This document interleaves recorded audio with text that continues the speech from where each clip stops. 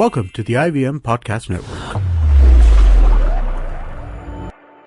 Hi, this is Amit Doshi, and I wanted to thank each and every one of our listeners. It's been 2 years since I founded IVM, and it's been an amazing 2 years. We wanted to learn a little bit more about who is listening to our shows, and so we put together a short survey. The survey is anonymous, and we aren't going to be collecting any personal information. I would really appreciate it if you could take a couple of minutes out of your day and go to ivmpodcast.com/survey and fill it out. Thanks, and please keep listening.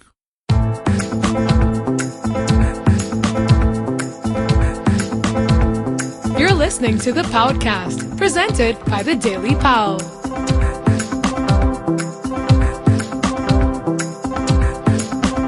This is Pranati. Amit. And we're from the dailypao.com, a Bombay-specific food and culture website. And this is our weekly podcast, the Paodcast. Now, in this episode, we are without our third partner, Purva, who is on leave. Instead, we have our food columnist, Roshni Bajaj Sanghvi, who listeners have heard before. She's been a guest on several of our podcasts. And this time, she's going to be telling us about regional Indian foods that are available on various websites. And this is an installment of Bombay Binge, in which we talk about food in the city. So stay tuned for Bombay Binge. Bombay Binge. So we have with us in the studio Roshni Bajaj Sanghvi, our food columnist. I rarely ever take your full name, but and we're going to talk about what Roshni does on the internet in her spare time, which is basically look for ingredients. Or rather what Roshni does at 10 p.m. when she has a craving for some buckwheat. Yeah, but then she can't have it immediately. She can't have it immediately, but lying in bed, this is what Roshni does. Most of us are. This is what Roshni dreams about. Dreams about, yeah. Anyway, so you've just discovered a whole lot of regional Indian foods that are available online, and some of these might not be available so readily in stores. You might have to hunt them down in specific stores, but it's just much easier online now that they're available. So do you want to tell us about what some of these ingredients are?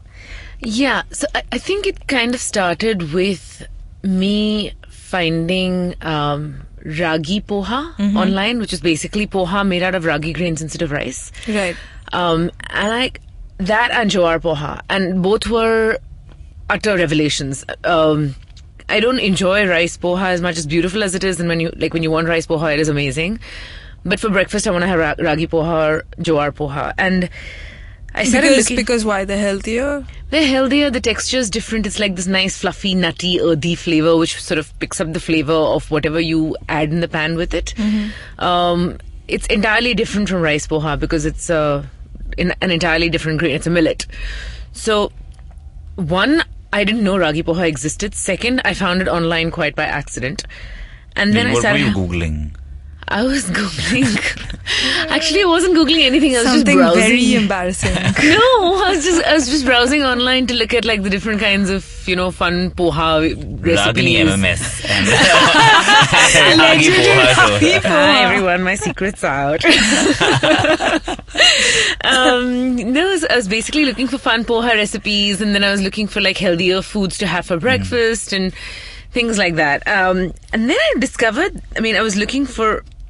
I realized that we keep talking about buckwheat and buckwheat crepes. And of course, over the years, I've heard that buckwheat grows in India and there are specific regional names for it.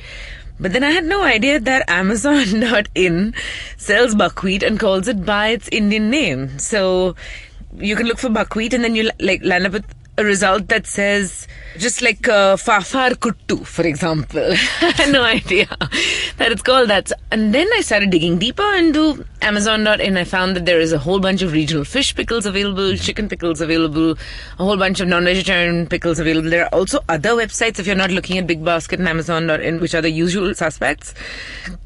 There is Delight Foods, which brings patali gur from West Bengal, gajak from Jaipur.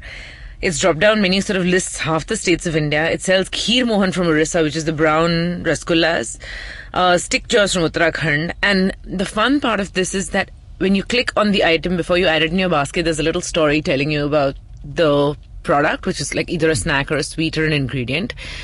And there's a little fun story. You just add it in your cart and you can have it at home in 2 days.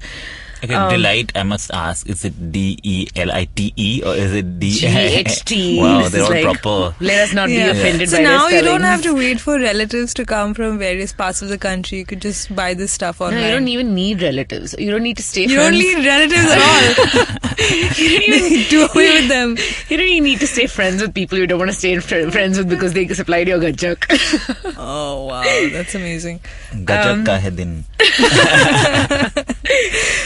There's also one called Exotic Flavors of India, which gives you chuda and sev from specific like retailers in Indore that are famous for their chuda and sev. Besan pinni from Haryana, patisha from Amritsar, which is a specific kind of son papdi. So what about the Amazons and the big baskets? Where are they getting their stuff from? I mean, they're getting it from these guys, or are they... So essentially, because I'm guessing that their supply chain, because they deliver to all these locations, they can also have a supply chain from these locations, right?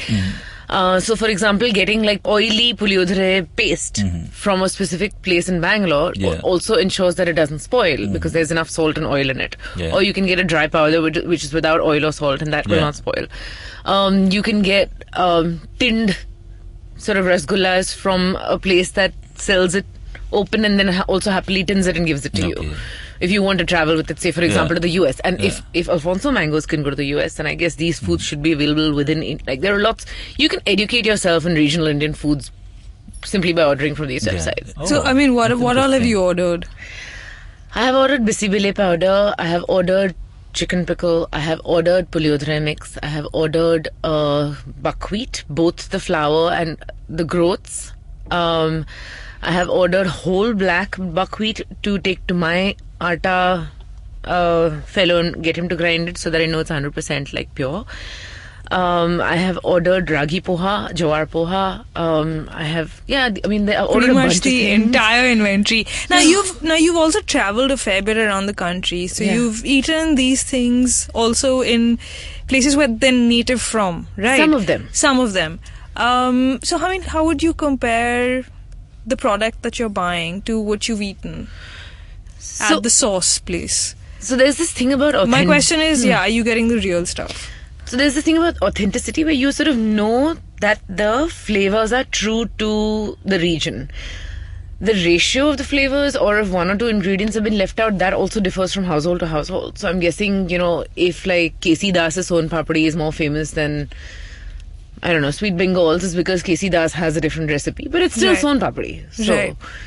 So I mean, so far you've been happy with whatever you've bought. I have, absolutely. It's been fresh. I mean, it's... It has been fresh. In the case of spice pastes and condiments, that's not a consideration. In terms of like getting ragi poha or getting buckwheat, it's not contaminated. I mean, there's no mold, there's no fungus, there are no stones, none of those things. Okay.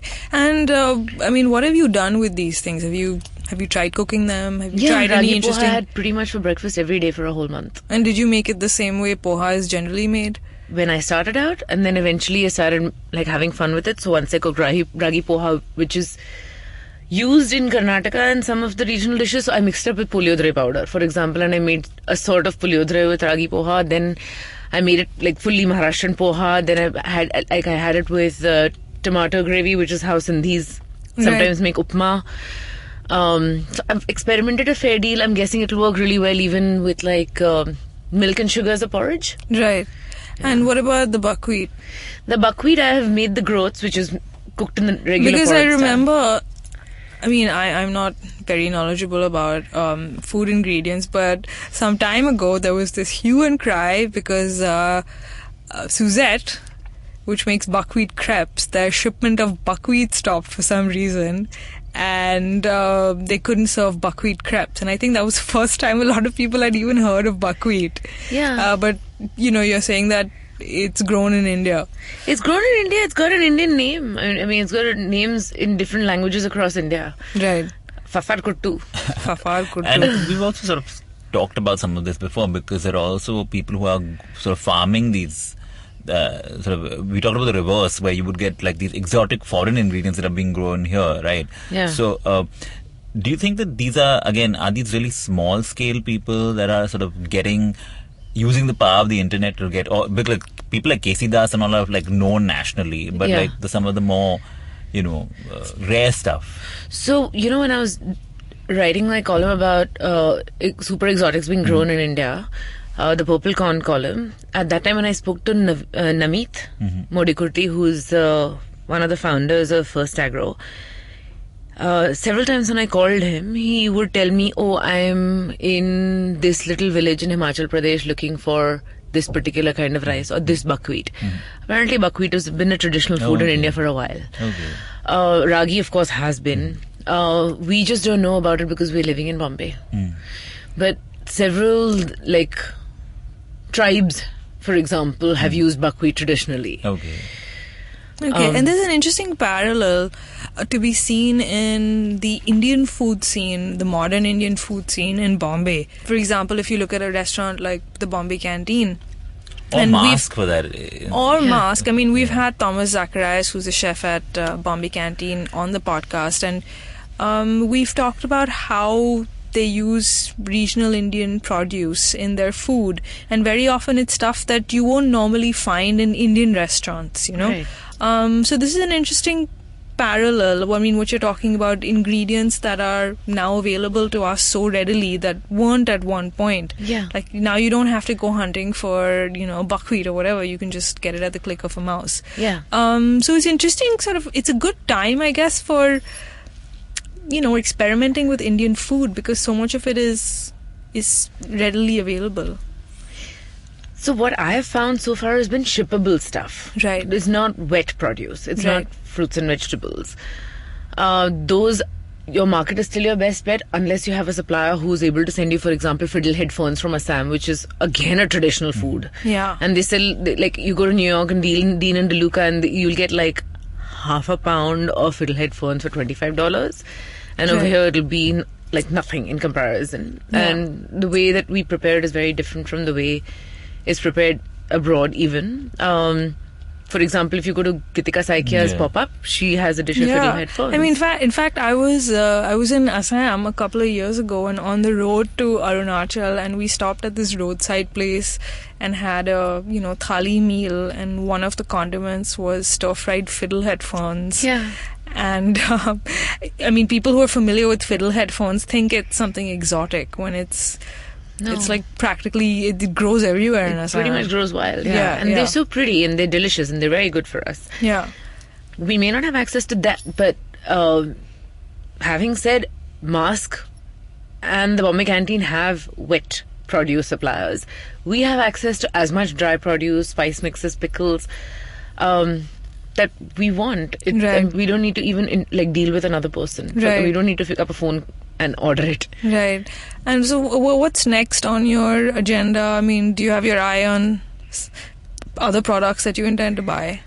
Okay, so what I haven't ordered so far, but I have found, is gajak from Jaipur. And it's a fabulous memory because I grew up in a building where one of my closest friends was a Marwadi from Jaipur, and every time she went to visit home, she would bring this for me, and now I had no idea that I'd be able to just order it online.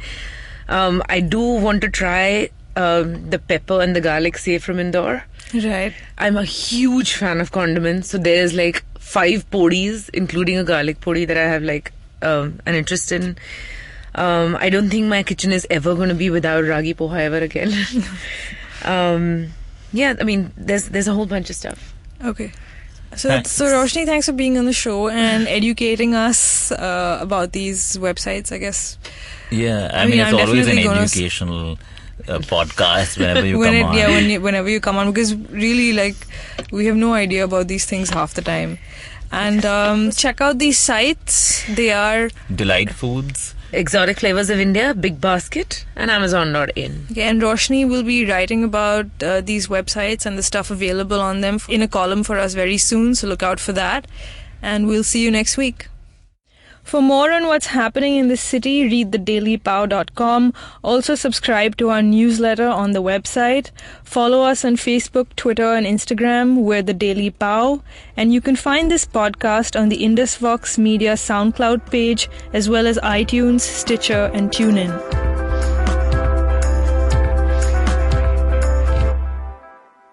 If you like listening to the podcast, you can also check out Cyrus Says, hosted by the Cyrus Brocha. It's an irreverent podcast on current events, urban India, politics, sports, civic sense, traffic, kids, food, and everything that matters. Well, mostly. Hey man, just help me out, man. I need some podcast, man. I haven't had a fix in a week. Just need some. Don't you worry about it. I got podcast galore for you, man. Just go to ivmpodcast.com. You can also find us on Facebook, Twitter, and Instagram. Thanks, man. I'm gonna check it out.